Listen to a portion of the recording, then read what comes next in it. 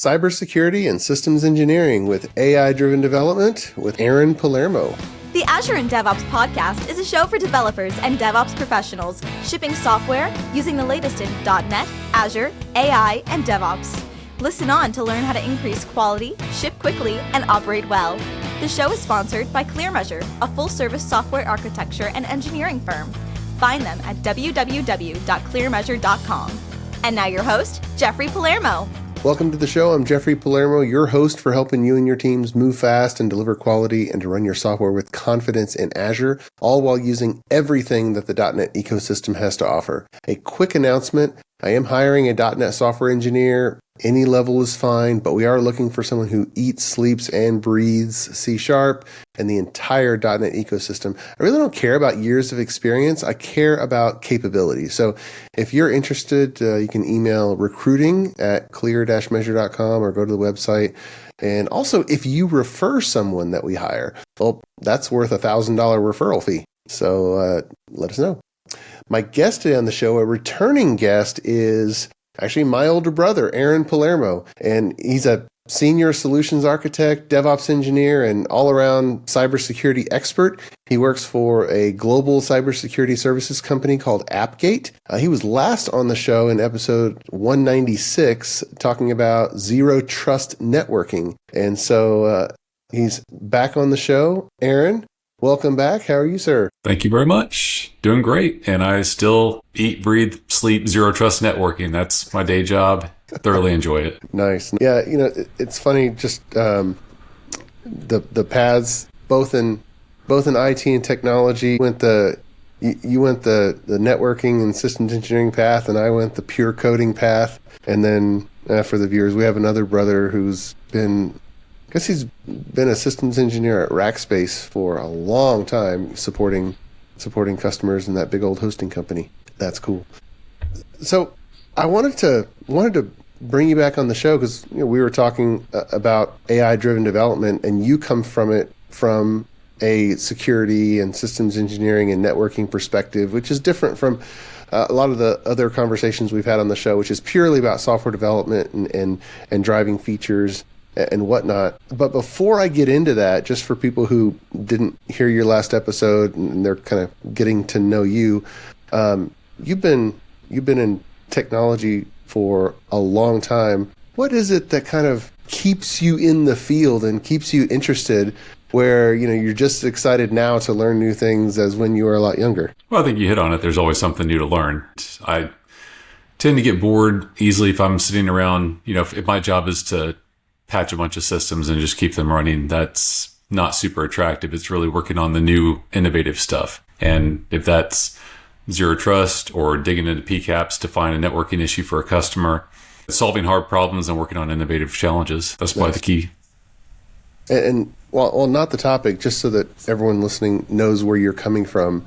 If they've never heard of Appgate, what is Appgate and what is your world right now? So Appgate's a zero trust network access company, and we enable secure remote access. One of the key differentiators for me with Appgate is we provide direct routed solutions. So instead of going through any cloud or anything else that someone else manages, Appgate is sold and provided. So specifically, I work on the federal side. And this is really a key differentiator for federal, is my federal customers want to own their infrastructure. They want to own their appliances. They don't want anything decrypted and looked at by a cloud provider. So having everything internal to their network where they own everything, they can see everything, no external dependencies.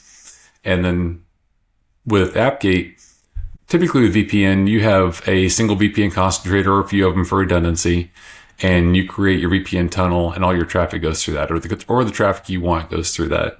Whereas with Appgate, we provide a multi-tunnel solution. So if you have things in Azure, things in AWS, things on-prem, you can have 1 to 50 different tunnels, and they're all taking the most optimum path directly to the Appgate gateway that protects those protected resources. So it's a multi-tunnel solution that's transparent to the end user. So they just see their applications, they see latency go down, performance go up. Nice.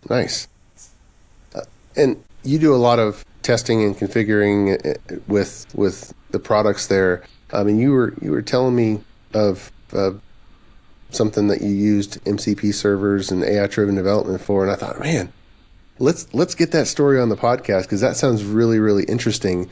And you mentioned that you used VS Code and Copilot, but just to set the stage for everybody, what was the problem that you were working on that caused you to think, I bet you this MCP stuff might be helpful, or I bet you this Copilot thing might be useful? Right. So Appgate has a really robust API. So if I want to know anything, I can query the API if I want to write the code. The problem is, what if I don't want to write that code? And that's where I'll cite my sources and refer to my notes. But listening to some of your older podcasts, Scott Hunter, he was on episode 351. And he was talking about MCP and teaching the LLM new tricks. I think he said, don't tell it to go build me a calculator app. He said, here's a detailed issue in GitHub, go fix it. So really being descriptive and exact with your wording was a key takeaway there.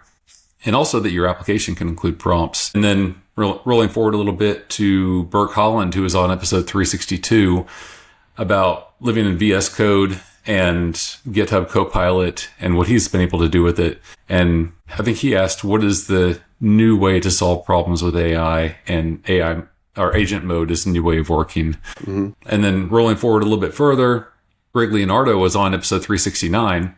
And he said, again, be exact with your words. Don't say create something, say write something. Don't imagine a new library into existence. Use what actually exists. I think he was talking about Terraform. Yeah. And go make something that actually works. All of those combined with, I listened to other podcasts, Security Now with Steve Gibson. He's had a few AI focused episodes that really drove that point home. And then I watched Network Chuck on YouTube, and all of that really combined into, maybe I don't want to write an MCP server. Maybe I want to have an AI agent write an MCP server for me. So MCP, the Model Context Protocol, is something where my goal was to query the Appgate API with natural language and have that MCP server do the translation for me. And I don't know if I got lucky or if it was the default, but... all right, hold on. But... We'll do edit point. But when I started with VS Code, I opened it up, and I think it was Claude Sonnet 4 was the default agent that is selected. And I don't know if that was the default or if that's something that I selected. But I tried writing the MCP server, and it was amazing how easy that was. It took about maybe 30 minutes of a few iterations. I think I counted 11 times that I gave it feedback. Okay. Which is not 11 bad. times. Well, not even poking it. That's also querying. So tell me, how many policies exist in my environment, how many entitlements exist in my environment. And that's something that's Appgate specific. So testing it and then watching it refactor the code on the fly, implement new API calls for things that it hadn't done, troubleshoot and explain what it was doing while it was troubleshooting. That was extremely insightful to see how the MCP server is written and what it does in the background. And I think it generated some pretty nice code. I did then try the exact same thing because I copied the chat out. I didn't want to lose that for documentation.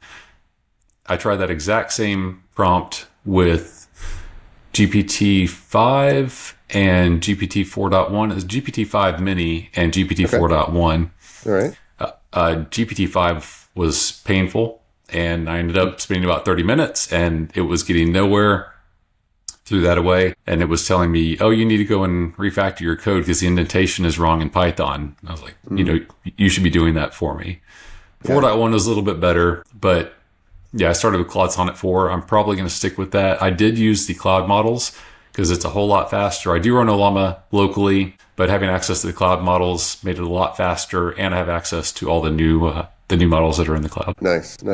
And so to illustrate exactly what's going on, You've got an Appgate lab where you do a lot of testing and proving some concepts. So what exactly, before we get even to the APIs in it, what exactly is running in your testing lab that you're trying to integrate with? So I spin up controllers as needed to do API testing against. So if I want to lab out something for a customer, say they have 5 sites and they need to test certain Active Directory infrastructure on the back end. They want to ensure that they can route different IP addresses to different sites. And they want to see that working sort of as a proof of concept before they invest their time, which is smart as a customer. Let your vendor do that work. So I spin that up, and everything in my lab runs on Proxmox locally, which is an outstanding free and open source hypervisor. And that allows me to also use software-defined networking within Proxmox. So if I need to spin up 20 different networks and I need to appear based on my public IP to come from, Japan or Germany or Italy. You can fake that out. Absolutely.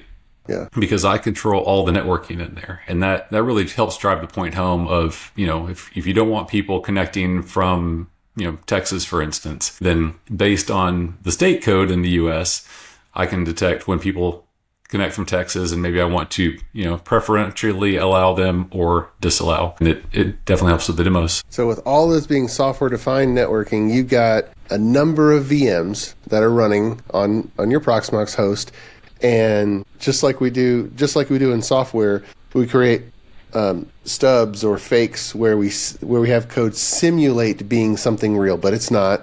So you have one VM simulated like it's from location A, B, C, wherever that happens to be for the customer. So you've got could be global network simulated right there on your Proxmox host, all with your Appgate configuration. Is that right? Absolutely. So clients, servers, protected resources, networking, yes, all of that. And I typically run about 20 virtual machines, and I've got a pretty small server. I wouldn't even call it a server, and it's maybe half utilized. So it's pretty efficient, and it allows me to snapshot everything.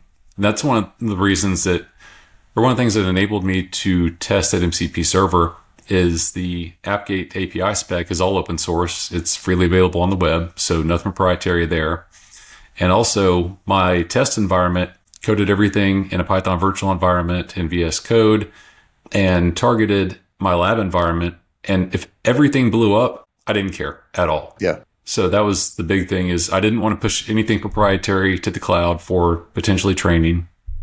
And I wanted the freedom to be able to experiment knowing I could roll back at any time. So with the MCP server helps us register multiple tools with an AI agent session. So roughly how many web service APIs are we talking about here just to integrate with your lab controllers? So there's one API. I started with just the only the Git commands to make it, a little bit more stable. Probably around 50 endpoints, 50 API calls that I can make. Right. And so did you have like a one-for-one AI tool to Git endpoint in your MCP server, or how did you choose to structure that? I didn't choose to structure it. I let Claude do that for me. Okay. So I gave it the open API spec, and I said I need an MCP server for this. I need to be able to query, the policies, entitlements, anything else. And then after it was done, I asked for things that I didn't ask for in the spec, like when does my license expire, or how many days do I have left on my web certificates? And that's when it actually wrote those on the fly. So those weren't included in the original MCP server, but when I asked, it went out to the API spec and saw that, there is a license endpoint or license expiration endpoint, and I can query that. And there's a certificates endpoint. I'll go query that, and it enabled Claude on the fly to write additional logic into the MCP server so that I could then go and query Appgate Dynamic. And you said you were in VS Code with the Copilot extension, is that right? Yes, the entire time everything was done in VS Code. So creating the MCP server, using the MCP server, running the MCP server, everything was inside VS Code. I never left VS Code for that testing. Nice. Okay, so now when you check to see how many tools had been added to this newly developed MCP server, how many tools, do you remember how many tools that it created, or how many checkboxes that it created in that list? Or I all don't seamless recall. Under the covers? That was all seamless under the covers. I do remember that I had a different MCP server enabled, maybe for GitHub. And I did run into something like, you have 150 tools enabled, you have a max of 128. So I just unchecked the GitHub because I wasn't directly interacting with GitHub.com.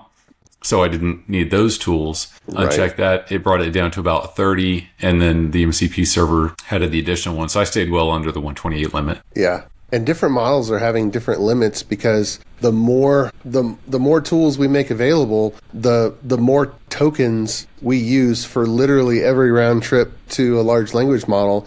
And if we know we only need 10 AI tools from whatever MCP server, yeah, it's just wasteful if we have 100 enabled, because every request, every round trip to the LLM server, whether it's at OpenAI or doesn't matter where, is just going to be big and bloated, and we're just going to waste tokens and end up inflating our bill. And yeah, the VS Code, it comes like by default. It has the 100 and something enabled. You just got to uncheck it automatically, or you have to uncheck it manually. Right. So and then go ahead. That also opened my eyes to what I've not dug into yet is I run Pi-hole in the house to control, when the kids can get online, where they can go. Yep. And I know it has an API as well. So I don't know if it has a published MCP server, but writing an MCP server or having Claude do that for me, or seeing if one is published for Pi-hole, that would enable me to ask, or enable my wife to ask in natural language, hey, when did my daughter get home? Or how much time did I spend on LinkedIn yesterday? Yes. Those sorts of things, because based on DNS queries, you can really tell who's in the house, who's actually active on a device, and what devices are present. Nice. You're right. With Siri and Google Home and Alexa, we're kind of used to saying a keyword and then speaking something. But if we could just connect that capability of having some type of keyword with a prompt to an AI agent that has the MCP server that is connected to Pi-hole, there we go. We've got the whole integration. I guess I could have Claude write me a Android app so I can just have that on my phone, but haven't gotten around to that yet. Right. Well, so you've kind of gotten this far. It's a AI-driven development success story with Copilot. What are you thinking of next? The Pi-hole is one that came to mind, and then for a broader security context, I know that CISA publishes a bunch of free tools for network analysis, malware analysis. I know that I can get some basic IOC or indicators of compromise feeds, and I can also get all the net flows from my router. So this is probably not necessarily something that needs AI, but this got me thinking of how can I use AI to write the code to look at my net flows, to correlate those with IOCs that are published, and see if there's anything in the house that's doing something I don't necessarily want it to do. And then if, apart from IOCs, if a high entropy domain name is, if somebody's trying to connect to that, and I see that that's been registered in the last 20 or 30 days, which is another indication that it could be doing something nefarious, that's where I could push it into an automation platform. I've been dabbling with N8N, and that's automation that I could outsource. I could, pipe that over to N8N, say, hey, look at all the DNS queries in the past 30 minutes, look for high entropy DNS names, and just do a quick whois to see when those DNS servers or those DNS domains were registered. And if they're registered within the last 30 minutes or last 30 days, then make a API called a Pi-hole to block those. No, I'm not, and probably a lot of the listeners are not familiar with N8N. Can you give us a quick synopsis of what that is? That's a low-code or no-code automation process where it's all web-based, and you can put nodes on your map in a web browser. Typically, you would start with a manual trigger, and you can do web requests, you can do SSH calls, and actually log into servers and do things.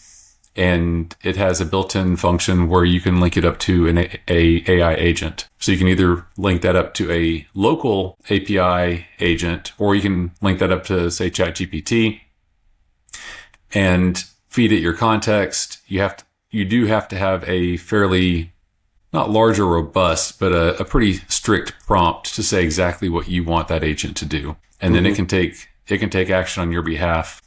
Check if the network is up or check if something is down, check if temperatures are getting too hot. And different podcasts I was listening to has N8N controlling the watering of their lawn or the watering of their greenhouse. So it's really, it makes automation easy and very low code. Okay. That's cool. Because Yes. I'm just about to put in some new garden beds. My head's I'm like, Right. how can it be automated? I just need a little bit of water. I mean, I'd love to put in some moisture meters, temperature sensors, to gather a little bit of data. So maybe this makes it less code to write. Even aside from sensors, that's, I would say, legitimately pretty hard, because once you start getting into hardware, then the time you got to spend on something goes up quite a bit. I forget which podcast it was that looked at the log of how often the N8N job was running, how often it was actually watering, correlating that with a dynamic pull of the weather for the area. So if it's extra hot and I haven't watered for 2 days, I definitely want to water. Yeah. Or if rain is forecast for this afternoon and I didn't water yesterday, maybe I want to hold off and see if it actually rains today. So doing, without sensors, that log of when did I last water, how much did I water, and what does the weather look like? If it's cool and overcast, maybe you can wait 2 or 3 days or even longer before you water. And then doing those dynamic calls outbound to get the weather forecast, it makes it really, really easy to integrate. That's awesome. A while ago, I interviewed Brian Kostanich, who's the CEO of Wilderness Labs, which is a hardware company, and they had the Meadow F7, and they have all the different sensors, but it's like a tiny little standalone stick of gum type thing that just its sweet spot is connected intermittently, waking up, connecting to Wi-Fi, and then just pushing up a number, pushing up whatever is the value of the sensor. And then with the Azure IoT Hub, that's just built to say, oh, I got something sending me a number. Okay, great. And then I'm thinking this N8N workflow could just pull and say, hey, what new data do I have? And use that. Absolutely. Yeah. That's cool. Do you automate stuff around your house? Sometimes it's great to go analog. Sometimes it's great to, be automated. Probably not as much as I like. So I had quite a few smart plugs years ago, and my DNS queries made it very evident where those were connecting, and router logs showed me the tunnels that were persistent. And just from some of my background, I know that if there's an outbound persistent tunnel or not persistent, I'm not going to call it a tunnel, a persistent TCP connection from my smart plug to a cloud in a domain that I don't recognize, then I know that domain that I don't recognize can also make calls back into my network. Yes. So that sort of put a halt to some of the cloud-based automation or automation that use the cloud-connected outlets. I've not gone far enough to set up a home automation server yet. Yeah. I forget the name of the common one. You told me a long time ago, any of the smart things, keep it on its own Wi-Fi, its own segmented network. Do not let it be on the same subnet or interfaceable, like almost as if it's just a guest network. Because all of these, they want to have connectivity to the open internet so that they can do a round trip and back into their mobile app. That's kind of how they all want to work.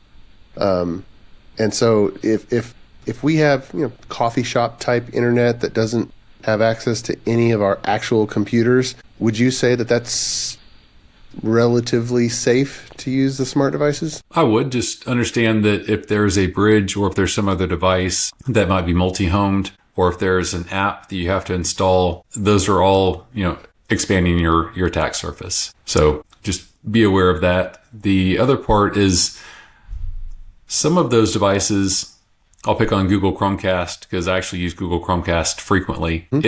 It does need to be on the same Wi-Fi network as, say, your phone. And if you're on your phone and you want to cast a YouTube video to the Chromecast, you have to be on the same Wi-Fi network. So some of that isolation doesn't always work. Or if you want to print to your printer, you have to be on the same Wi-Fi network or have a route out to that network. And that just adds complexity. That's right. Is it because of UDP, or how does it do the subnet scan to see, oh, there's a printer here? I believe that's broadcast. And you have to have, so you have to connect any subnets, you have to connect them to flow out the broadcast? Well, So for the connected ones for a printer, especially if you're doing dynamic discovery of your printer, then that might be broadcast. Or if you know the IP address of your printer, then that can definitely be on a separate network. But then you have to configure firewalls so that you can get to that separate network, but that separate network can't get back to you. And that part's a hassle. So I went away from cloud-based printers. I still have IP-based printers, but they don't call out to cloud services, and they're blocked by Pi-hole, and they're blocked for making outbound calls, except for my MFP scanner, because it does email me documents. Nice.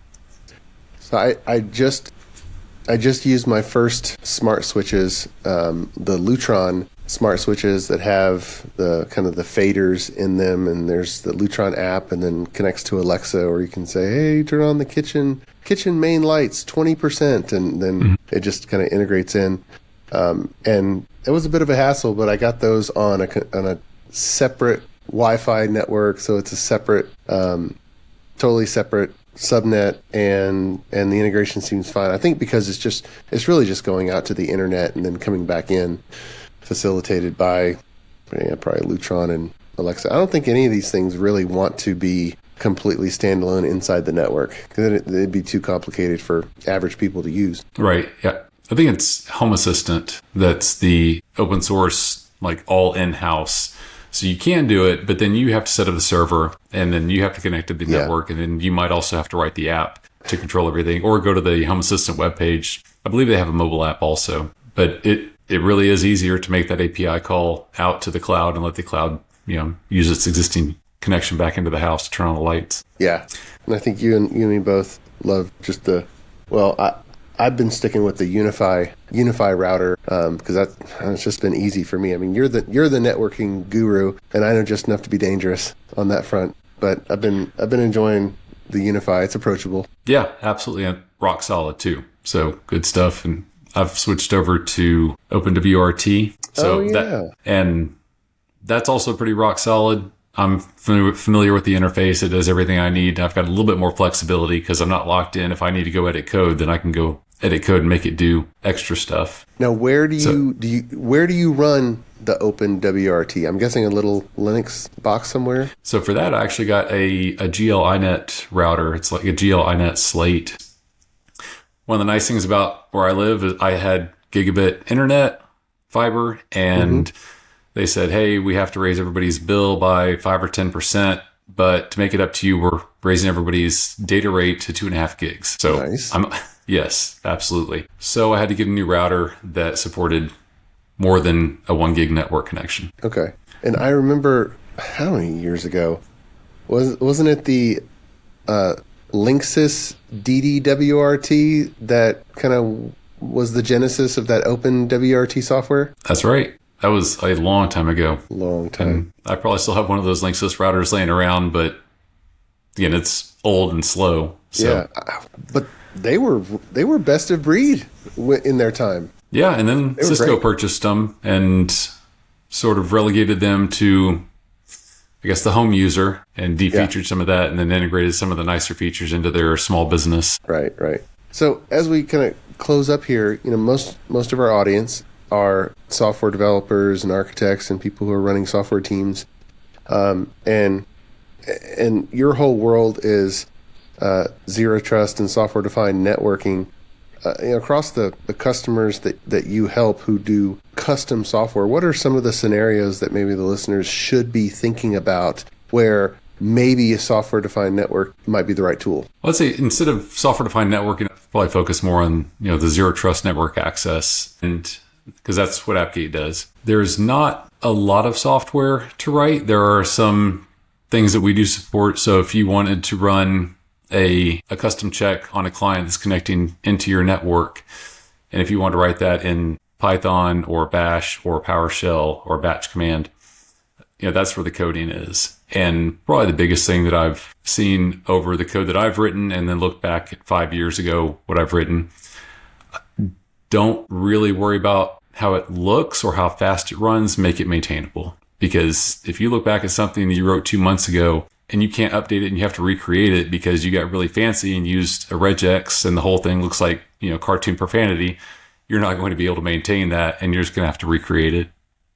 Probably the other thing specifically for PowerShell is, instead of using the built-in PowerShell modules for certain functions use system calls. They're available inside of PowerShell, and they are usually 10 to 100x faster because it doesn't have to load the entire PowerShell module in order to run something. Like one example is, we want to check if your hard drive is BitLocker encrypted. Okay. We just want a yes or no. Yep. If I use the PowerShell tool for that, it can take 3 or 4 seconds. And if I have, 50 or 60 of those checks before you're allowed to connect, you might get fed up or it might time out, or you might make a help desk call. Whereas if I use a system call for that same check, it takes well under a tenth of a second. So that's the biggest thing is know what the code you're writing is, know how to do it well, and write it so that somebody else can understand it. Interesting. So when you say system call, are you meaning the Windows WMI call, or? I am not sure. I can send you that code later. We can put it in show notes. I just did a quick query. Yeah, the PowerShell is get dash BitLocker volume mount point, and then there's a property on there, and then there's a Win32 encrypted volume class in the WMI interfaces. So that I think there's also a get system volume PowerShell module. Okay, gotcha. And then you can get. Well, that's a good tip. Mm-hmm. Yeah, I'm just looking at this PowerShell documentation in front of me. The system calls are just being wrapped up by PowerShell, and I guess you're loading up all those modules, and if you're doing a lot of them, then it really slows you down. Right. So know what you want. Write code with a purpose. And again, all this is coming from a non-developer, so take that with a grain of salt. But it's worked for me. Well, if you're just checking your own box, you probably don't care. But when you're writing, when you're actually managing thousands of computers at big organizations, then yeah, that's almost like a make or break scenario. Like something being slow versus being pretty snappy. Well, you can imagine if you have 10,000 or 100,000 computers or people connecting each morning, and say 1% of those have an issue, that amount of help desk calls is unmanageable. So that's what I want to drive down for my customers is create code that is efficient, that runs as expected every time, and does not create more work for you on the back end. Yeah. Nice. Well, Aaron, thanks for coming back on the Azure and DevOps podcast and sharing a really good security and systems engineering AI-driven development situation. Yeah. Thanks for having me. Good to be back. Oh, my pleasure. And until next time, dear listener, keep shipping. You've been listening to the Azure and DevOps podcast. You can find us on YouTube, Apple Podcasts, Google Play, and anywhere you get your podcasts. Visit our sponsor, ClearMeasure, at www.clearmeasure.com. And on behalf of your host, Jeffrey Palermo, thanks for listening, and may God bless you.